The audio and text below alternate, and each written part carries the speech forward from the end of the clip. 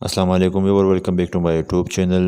Viewer, आज हम अपनी इस वीडियो में डिस्कस करेंगे कोरेज डी की कंपोजिशन, इस्तेमालात, फ़वाइद और साइड इफ़ेक्ट्स, और लास्ट में हम डिस्कस करेंगे इसके खुराक के तरीक़ाकार के बारे में। तो व्यूअर, कोरेज डी के बारे में हम बात कर रहे हैं। ये एक मशहूर कांसी का शरबत है जो सांस के मसाइल की इलाज के लिए हम इस्तेमाल करते हैं। तो आइए चलते हैं अपने टॉपिक की तरफ, जानेंगे कोरेज डी की कंपोजिशन के बारे में। इसमें शामिल है डेक्स्ट्रोमेथार्फेन, क्लोरफेनिरामीन, मलेट और एपिड्रीन शामिल है।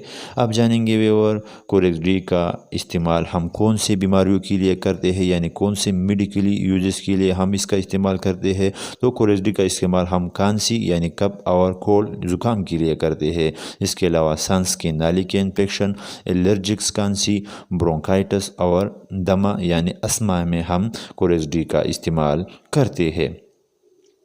अब जानेंगे भी और इसके फ़वाइद क्या है।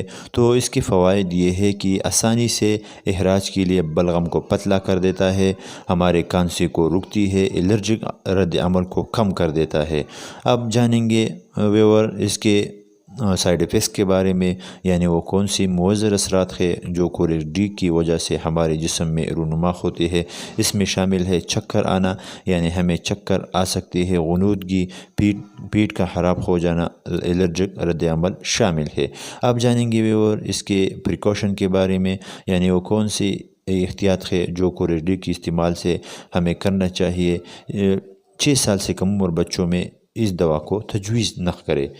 इसके अलावा खांसी की दूसरी दवाइयों का इस्तेमाल इसके साथ न करें। तो ये थे व्यूअर एहतियाती तदाबीर, प्रिकॉशन। अब जानेंगे इसके खुराक के तरीक़ाकार के बारे में।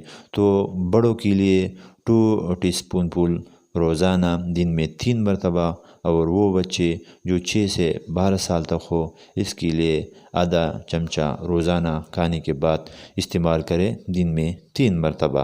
तो ये थे व्यूअर कोरेज डी, आज के हमारे वीडियो कोरेज डी के बारे में।